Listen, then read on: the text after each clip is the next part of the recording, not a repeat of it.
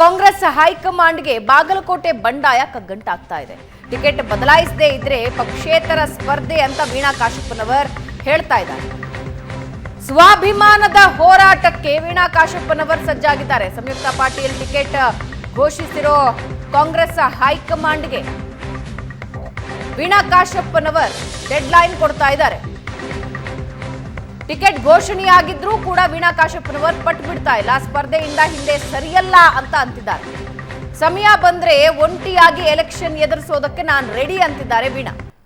March 28ಕ್ಕೆ CM Siddaramaiah, DCM DKShi ಜೊತೆ ಸಭೆ. ಆ ಸಭೆಯಲ್ಲಿ ವೀಣಾ ಕಾಶಪ್ಪನವರ್ ತಮ್ಮ ನಿರ್ಧಾರ ತಿಳಿಸ್ತಾರೆ. ಟಿಕೆಟ್ ಸಿಗದಿರೋ ಕಾರಣಕ್ಕೆ ಪಕ್ಷೇತರ ಸ್ಪರ್ಧೆಗೆ ಬೆಂಬಲಿಗರು ಒತ್ತಾಯಿಸ್ತಾ ಇದ್ದಾರೆ. ಯಾವುದೇ ಪದವಿ ಬೇಡ, ಟಿಕೆಟ್ ಮಾತ್ರ ಕೊಡಿ ಅಂತಿದ್ದಾರೆ ವೀಣಾ. ಈಗಾಗಲೇ ಸಚಿವ ತಿಮ್ಮಾಪುರ್ ಮಾತುಕತೆ ನಡೆಸಿದ್ರೂ ಕೂಡ ಅದು ಯಾವುದೇ ರಿಸಲ್ಟ್ ತರಲಿಲ್ಲ. ತಾಕತ್ತಿದ್ದಲೇ ನಾನು ಕೇಳಿದ್ದೀನಿ.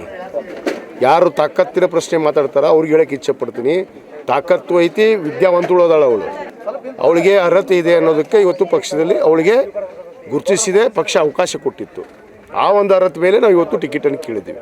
ಭಾಳಷ್ಟು ಜನ ಇದರಲ್ಲಿ ಕುತಂತ್ರ ರಾಜಕಾರಣ ಮಾಡ್ತಾ ಇದ್ದಾರೆ. ಅದಕ್ಕೂ ಅವ್ರಿಗೂ ಒಂದು ದಿವಸ ಇದೆ, ಮುಂದೆ ಒಂದು ದಿವಸ ಬರುತ್ತೆ. ಯಾರು ಮಾತು ಮಾಡಿದ್ದಾರೆ ಅವ್ರಿಗೆ ಬರುತ್ತೆ.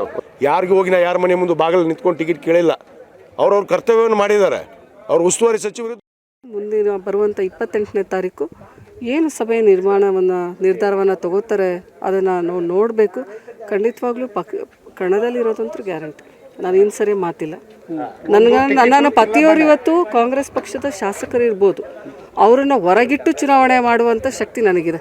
ನನ್ನ ಜಿಲ್ಲೆಯ ಜನರು ನನ್ನ ಜೊತೆಗಿದ್ದಾರೆ. ಇವತ್ತು ಟಿಕೆಟ್ ಕೊಡ್ತಾರೆ, ಮತ್ತೆ ಇನ್ನೂ ಕಾಲಾವಕಾಶ ಇದೆಯಲ್ಲ ಬಿ ಫಾರ್ಮ್ ಕೊಡೋದಕ್ಕೆ. ಬದಲಾವಣೆ ಮಾಡಿ ಅವಕಾಶ ಮಾಡಿಕೊಟ್ಟಿದ್ದೀರಾ. ಹೆಸರು ಅನೌನ್ಸ್ ಆದರೂ ಬಿ ಫಾರ್ಮ್ ಚೇಂಜ್ ಮಾಡಿಕೊಟ್ಟಿದ್ದೀರಾ. ನಮಗೂ ಕೂಡ ಮಾಡಿಕೊಡಿ. ಹೆಸರು ಅನೌನ್ಸ್ ಆಗಿದೆ, ಬಿ ಫಾರ್ಮ್ ಮಾಡಿಕೊಡಿ. ಪ್ರಶಾಂತ್, ಇಷ್ಟು ದೊಡ್ಡ ಮಟ್ಟಕ್ಕೆ ಸ್ವಾಭಿಮಾನದ ಪ್ರಶ್ನೆ ಎತ್ತಾರೆ ಅಂತ ಅನಿಸಿರಲಿಲ್ಲ ಆರಂಭದಲ್ಲಿ ವೀಣಾ ಕಾಶಪ್ಪನವರು. ನೋಡಿ, ಕಾಂಗ್ರೆಸ್ಗೊಂದು 28 ಕ್ಷೇತ್ರಗಳಲ್ಲಿ ಕೆಲ ಕ್ಷೇತ್ರಗಳಲ್ಲಿ ಬಂಡಾಯದ ಒಂದು ಸಮಸ್ಯೆಗಳು ಕಾಂಗ್ರೆಸ್ಗೂ ಇವೆ. ಪ್ರಮುಖವಾಗಿ ಕೋಲಾರ ಅಂದರೆ ಬಂಡಾಯ. ನೋಡಿ, ಬೇಸರ, ಅಸಮಾಧಾನ ಇದೆಲ್ಲ ರಾಜಕಾರಣದ ಸಹಜ ಪ್ರಕ್ರಿಯೆಗಳು, ಎಲ್ಲ ಕ್ಷೇತ್ರಗಳಲ್ಲೂ ಇರುತ್ತೆ. ಆದರೆ ಬಂಡಾಯದ ಸ್ವರೂಪವನ್ನು ತಾಳ್ತಾ ಇರತಕ್ಕಂಥದ್ದಲ್ಲಿ ಒಂದು ಕೋಲಾರ, ಅಲ್ಲಿ ರಮೇಶ್ ಕುಮಾರ್ ಮತ್ತು ಮುನಿಯಪ್ಪನವ್ರ ನಡುವೆ ಜಿದ್ದಾಜಿದ್ದಿ ಇದೆ. ಇನ್ನೊಂದು ಬಾಗಲಕೋಟೆ ಕ್ಷೇತ್ರ. ಕಳೆದ ಬಾರಿ ವೀಣಾ ಕಾಶಪ್ಪನವರನ್ನು ಚುನಾವಣೆಗೆ ಕಾಂಗ್ರೆಸ್ ಇಳಿಸಿತ್ತು. ಆದರೆ ಪಿ ಸಿ ಗದ್ದಿಗೌಡರು ಭಾಳ ಸುಲಭವಾಗಿ ಬಾಗಲಕೋಟೆ ಕ್ಷೇತ್ರವನ್ನು ಗೆದ್ದುಕೊಂಡ್ರು. ಕಾಂಗ್ರೆಸ್ನ ಲೆಕ್ಕಾಚಾರ ಈ ಬಾರಿ ಏನಿತ್ತಂದರೆ ಅಜಯ್ ಕುಮಾರ್ ಸರ್ನಾಯಕ್ ಮತ್ತು ವೀಣಾ ಕಾಶಪ್ಪನವರನ್ನ ಜನ ಗೆಲ್ಲಿಸಿಲ್ಲ. ಆ ಕಾರಣದಿಂದ ಮತ್ತು ಕಾಶಪ್ಪನವರವರ ಪ್ರಭಾವ ಹುನಗುಂದ ಕ್ಷೇತ್ರಕ್ಕೆ ಸೀಮಿತವಾಗಿದೆ. ಇದು ಇಡೀ ಅಂದರೆ ನೋಡಿ, ಬಾಗಲಕೋಟೆ ಕ್ಷೇತ್ರ ನಿಮಗೆ ರಬಕವಿ, ಈಗ ಬನಟ್ಟಿಯಿಂದ ಹಿಡಿದು ಬನಟ್ಟಿ, ತೇರದಾಳ, ಜಮಖಂಡಿ, ಬಾಗಲಕೋಟೆ, ಬೀಳಗಿ, ಬಾದಾಮಿ ಎಲ್ಲ ಕ್ಷೇತ್ರಗಳನ್ನು ಒಳಗೊಂಡಿರ್ತ, ಹುನಗುಂದ ಎಲ್ಲ ಕ್ಷೇತ್ರಗಳನ್ನು, ಮುಧೋಳನೂ ಬರುತ್ತೆ ಅದರಲ್ಲಿ ಒಳಗೊಂಡಿರ್ತಕ್ಕಂಥ ಕ್ಷೇತ್ರಗಳಿವೆ. ಕಾಶಪ್ಪನವರವ್ರ ಪ್ರಭಾವ ಸೀಮಿತ ಇರೋದರಿಂದ ಹೊರಗಿನಿಂದ ಶಿವಾನಂದ ಪಾಟೀಲ್ರನ್ನ ತಂದರೆ, ಹೊರಗಿನಿಂದ ಅಂದರೆ ಅವಿಭಜಿತ ಧಾರವಾಡ ವಿಜಯಪುರ ಜಿಲ್ಲೆಯಲ್ಲೇ ಇದ್ದರು. ಅವರು ಕೂಡ ತಿಕೋಟಾದಲ್ಲಿಂದ ಹೋಗಿ ಬಸವನ ಬಾಗೇವಾಡಿಯಿಂದ ಸತತವಾಗಿ ಗೆಲ್ತಾ ಬರ್ತಾ ಇದ್ದಾರೆ. ಹೀಗಾಗಿ ಶಿವಾನಂದ ಪಾಟೀಲ್ರು ಏನು ಹೇಳಿದರು, ನನ್ನ ಮಗಳಿಗೆ ಸಂಯುಕ್ತ ಪಾಟೀಲ್ಗೆ, ಯಾಕಂದರೆ ವಿಜಯಪುರ ಮೀಸಲು ಕ್ಷೇತ್ರ, ಅವ್ರಿಗೆ ಉಳಿದಿರ್ತಕ್ಕಂಥದ್ದು ಮಗಳಿಗೆ ಪ್ರಮೋಟ್ ಮಾಡಲಿಕ್ಕೆ ಬಾಗಲಕೋಟೆ ಒಂದೇ, ಮಗಳಿಗೆ ಟಿಕೆಟ್ ಕೊಟ್ಟರೆ ಗೆಲ್ಸ್ಕೊಂಡು ಬರೋ ಜವಾಬ್ದಾರಿ ನಂದು, ನನಗೊಂದು ಅವಕಾಶ ಕೊಡಿ ಅಂತ ಕೇಳಿದಾಗ ಲಕ್ಷ್ಮೀ ಹೆಬ್ಬಾಳ್ಕರ್ ಮತ್ತು ಸತೀಶ್ ಜಾರಕಿಹೊಳಿ, ರಾಮಲಿಂಗಾರೆಡ್ಡಿ ಕೊಟ್ಟಿರೋ ಅವಕಾಶ ಶಿವಾನಂದ ಪಾಟೀಲ್ರಿಗೂ ಕೂಡ ಕೊಡುವ ತೀರ್ಮಾನವನ್ನು ಕಾಂಗ್ರೆಸ್ ಮಾಡಿದೆ. ಮತ್ತು ಸಂಯುಕ್ತ ಪಾಟೀಲ್ ಒಂದು ಹೊಸತನ ನೋಡಬಹುದಾ ಅಂತಕ್ಕಂಥದ್ದನ್ನು ಕಾಂಗ್ರೆಸ್ ಪ್ರಯೋಗ ಮಾಡ್ತಾಯಿದೆ.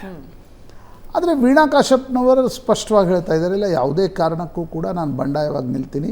ಪಂಚಮಸಾಲಿ ಸಮುದಾಯದ ಸ್ವಾಮೀಜಿಯ ಬೆಂಬಲ, ಜಯಮೃತ್ಯುಂಜಯ ಸ್ವಾಮೀಜಿಗಳು ಸ್ವತಃ ಮಲ್ಲಿಕಾರ್ಜುನ್ ಖರ್ಗೆ ಬಳಿ ಹೋಗಿದ್ದರು. ಅವರ ಒಂದು ಬೆಂಬಲ ವೀಣಾ ಕಾಶಪ್ಪನವರವ್ರಿಗಿದೆ. ಆದರೆ ನನಗನ್ಸಿದ ಭಾವನಾ, ಲೋಕಸಭಾ ಚುನಾವಣೆಗಳಲ್ಲಿ ರಾಷ್ಟ್ರೀಯ ಪಕ್ಷಗಳ ವಿರುದ್ಧ ಬಂಡಾಯ ಹೇಳ್ತಕ್ಕಂಥದ್ದು ಸುಲಭದ ಮಾತಲ್ಲ. ಯಾಕಂದರೆ ವಿಧಾನಸಭಾ ಚುನಾವಣೆಯಲ್ಲಿ ಬಂಡಾಯ ವರ್ಕ್ ಮಾಡುತ್ತೆ, ಪಕ್ಷೇತರ ಅಭ್ಯರ್ಥಿ ವರ್ಕ್ ಮಾಡ್ತಾರೆ. ಆದರೆ ಕರ್ನಾಟಕದಲ್ಲಿ ಅದು ಲೋಕಸಭಾ ಚುನಾವಣೆಯಲ್ಲಿ ಪಕ್ಷೇತರರಾಗಿ ನಿಂತು ಒಂದಿಷ್ಟು ಪಂಚಮಸಾಲಿ ಸಮುದಾಯದ ಮತಗಳನ್ನು ಕಾಶಪ್ಪನವ್ರು ತೆಗೆದುಕೊಳ್ಳಬಹುದು, ಅದು ಬಿ ಜೆ ಪಿಗೆ ಸಹಾಯ ಮಾಡ್ಬೋದು ಅನ್ನೋದು ಬಿಟ್ಟರೆ ದೊಡ್ಡ ಪ್ರಮಾಣದಲ್ಲಿ ಏನೋ ಸಂಯುಕ್ತ ಪಾಟೀಲ್ಗೆ ತಡೆ ಒಡ್ಡು ಬಿಡ್ತಾರೆ ಅಂತಕ್ಕಂಥ ವಾತಾವರಣ ಕಾಣ್ತಾ ಇಲ್ಲ. ಯಾಕಂದರೆ ಬಹುತೇಕ ಮಾಜಿ ಶಾಸಕರು ಯಾರೂ ಕೂಡ ವಿಜಯಾನಂದ ಕಾಶಪ್ಪನವ್ರ ಜೊತೆಗೆ ಬರ್ತಾ ಇಲ್ಲ. ಶಾಸಕರು ಎಲ್ಲ ಬಹುತೇಕ ಕಾಂಗ್ರೆಸ್ನ ಅಧಿಕೃತ ಅಭ್ಯರ್ಥಿಗೆ ವೋಟ್ ಅಂದರೆ ಬೆಂಬಲವನ್ನು ನೀಡ್ತಾ ಇದ್ದಾರೆ ಅಂತಕ್ಕಂಥದ್ದು ಕೂಡ ಮೇಲ್ನೋಟಕ್ಕೆ ಕಾಣ್ತಾ ಇದೆ. ಮತ್ತು ನನಗನ್ಸುತ್ತೆ ನೋಡಿ, ಸರ್ಕಾರ ಇರುವಾಗ ಒಬ್ಬ ಶಾಸಕ ತನ್ನ ಪತ್ನಿಯನ್ನು ಪಕ್ಷೇತರರಾಗಿ ಕಣಕ್ಕಿಳಿಸ್ತಕ್ಕಂಥದ್ದು ಕಷ್ಟ ಆಗುತ್ತೆ. ಬಹುಶಃ 28ರ ಸಭೆಯಲ್ಲಿ ಒಂದು ಅಮಿಕೇಬಲ್ ಡಿಸಿಷನನ್ನು ತೆಗೆದುಕೊಳ್ಬೋದು, ನಿಮ್ಮನ್ನೆಲ್ಲೋ ಅಕಾಮಿಡೇಟ್ ಮಾಡ್ತೀವಿ ಅಂತಕ್ಕಂಥದ್ದನ್ನು ಹೇಳಬಹುದು ಅಂತ ಅನಿಸುತ್ತೆ. ವಿಜಯಾನಂದ ಕಾಶಪ್ಪ ಅದೇನಾಗಿದೆ, ವಿಜಯಾನಂದ ಕಾಶಪ್ಪನವರು ಒಂದು ಕಾಲದಲ್ಲಿ ಸಿದ್ದರಾಮಯ್ಯನವರು ಅತ್ಯಂತ ಪ್ರಬಲ ಬೆಂಬಲಿಗರಾಗಿದ್ದರು. ಆದರೆ ಏಕಾಏಕಿ ನೀವು ಗಮನಿಸಿದರೆ 2023ರ ಚುನಾವಣಾ ಫಲಿತಾಂಶ ಬಂದ ನಂತರ ದಿಲ್ಲಿಯಲ್ಲಿ ವಿನಯ್ ಕುಲಕರ್ಣಿ ಮತ್ತು ವಿಜಯಾನಂದ ಕಾಶಪ್ಪನವರು ಡಿ ಕೆ ಶಿವಕುಮಾರ್ ಜೊತೆ ಕಾಣಿಸ್ಕೊಳ್ತಾರೆ. ಈ ಬಣಗಳನ್ನು ಸ್ವಿಚ್ ಮಾಡೋದು ಕೂಡ ನಿಮಗೆ ಅನೇಕ ಬಾರಿ ಕಾಸ್ಟ್ಲಿ ಅಫೇರ್ ಆಗುತ್ತೆ. ಪ್ರಾಯಶಃ ವಿಜಯಾನಂದ ಕಾಶಪ್ಪನವರವರ ಪತ್ನಿಗೆ ಯಾರು ಟಿಕೆಟ್ ಕೊಡಿಸ್ಬೇಕು ಅನ್ನೋ ಪ್ರಶ್ನೆ ಬಂದಾಗ ಯಾರು ಜೊತೆಗೆ ನಿಂತಿಲ್ಲ ಅಂತ ಅನಿಸುತ್ತೆ ಮೇಲ್ನೋಟಕ್ಕೆ.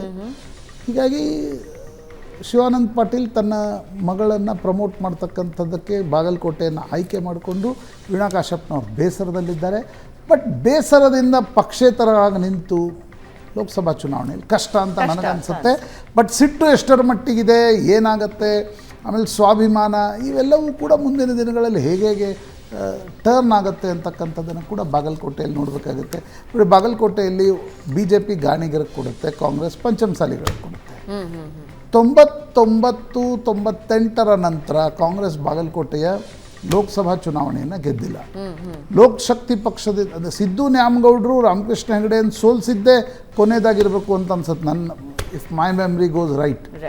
ಸಿದ್ದು ನ್ಯಾಮಗೌಡರು ರಾಮಕೃಷ್ಣ ಹೆಗಡೆಯನ್ನು ಒಂದು ಸಲ ಸೋಲಿಸಿದ್ರು ಆ ಕ್ಷೇತ್ರದಿಂದ, ಐ ಥಿಂಕ್ 91. ಅದಾದ ನಂತರ ಸತತವಾಗಿ ಅದು ಆ್ಯಂಟಿ ಕಾಂಗ್ರೆಸ್ ಬ್ಯಾಸ್ಟನ್ ಆಗಿದೆ. ಜನತಾದಳ ಗೆಲ್ತಾ ಇತ್ತು, ನಂತರ ಅಜಯ್ ಕುಮಾರ್ ಸರ್ನಾಯಕ್ ಲೋಕಶಕ್ತಿ ಪಕ್ಷದಿಂದ 98ಅಲ್ಲಿ ಗೆದ್ದರು. ನಂತರ ಅದು ಬಿ ಜೆ ಪಿಯ ಬಳಿಯೇ ಇದೆ. ಆ ಕ್ಷೇತ್ರವನ್ನು ತೆಗೆದುಕೊಳ್ತಕ್ಕಂಥದ್ದು ಕಾಂಗ್ರೆಸ್ಸಿಗೆ ಸುಲಭ ಇಲ್ಲ. ಅದರಲ್ಲಿ ಈ ಬಂಡಾಯದ ತಲೆನೋವು ಬಂದರಂತೂ ಬಾಗಲಕೋಟೆಯನ್ನು ಗೆಲ್ಲಕ್ಕಾಗಲ್ಲ. ಆ ಕಾರಣದಿಂದ ಸಿದ್ದರಾಮಯ್ಯ ಮತ್ತು ಡಿ ಕೆ ಶಿವಕುಮಾರ್ ಸ್ವತಃ ಬಾಗಲಕೋಟೆಗೆ ಹೋಗಿ ಬಿಕ್ಕಟ್ಟು ಶಮನ ಮಾಡ್ತಕ್ಕಂಥ ಪ್ರಯತ್ನ ಹೆಂಗಾಗತ್ತೆ ಅನ್ನೋದು ನೋಡಬೇಕು. ಸ್ವಲ್ಪ ರಾಷ್ಟ್ರ ರಾಜಕಾರಣದಲ್ಲಿ ಏನಾಗ್ತಾ ಇದೆ ಅನ್ನೋದನ್ನು ತಿಳಿಯೋಣ ಬ್ರೇಕ್ ಆದ್ಮೇಲೆ.